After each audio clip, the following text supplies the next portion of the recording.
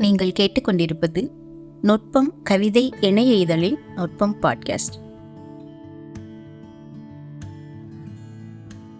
அரச ரயில். ரயில் வருவதாகச் சொல்லி ஊரை தண்டவாளங்களால் இரண்டாக பிரித்தார்கள்.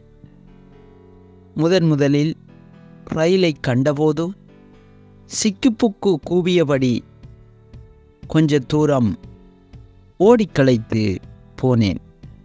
ஊரையும் என்னையும் அதிசயமாக பார்த்து கையசைத்து போன பயணிகளுக்கு புன்னகையைத் தவிர வேறு எதையும் கொடுக்க முடியவில்லை. இறந்துவிட இலகுவாக தண்டவாளத்தில் தலை வைத்த ஊரவருடலை பாயில் சுருட்டி கட்டுகையில் சல்லிக்கல்லை மட்டுமே முறைத்து பார்க்க முடிந்தது. சத்தங்களை ஊருக்கு மிச்சம் வைத்து போகும் அரச ரயில் அவ்வப்போது யாரோ ஒருவரின் மலத்தையும் ஊர் மண்ணில் விட்டுத்தான் செல்கிறது. இவர்கள் பழகிவிடுவார்கள் என்ற நம்பிக்கையில்.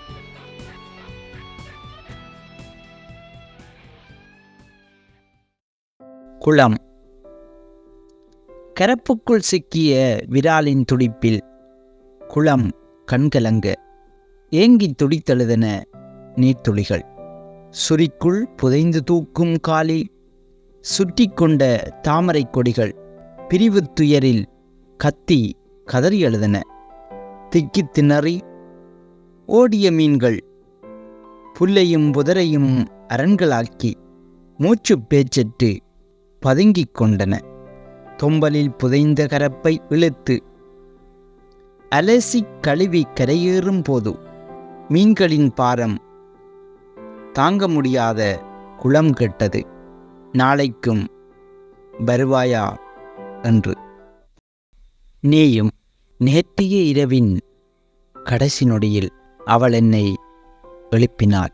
மலர்ந்த வாசனை மரங்களுடன் உடல் முழுதும் படர்ந்து கொண்டது.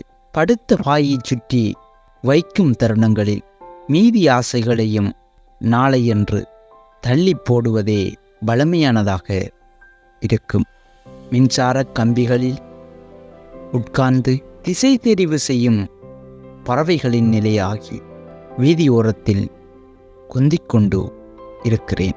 தேவையுடையவர்கள் வரவோ வாழ்வாகி உச்சி குளிர வைத்து என்ன கட்டளை என்றாலும் ஏற்று நடக்கிறது ஆசைகள்.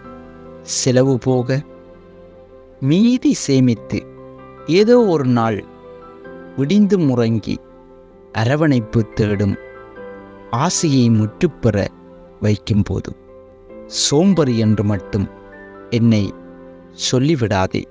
என் வாசகர்களுடன் நீயும்.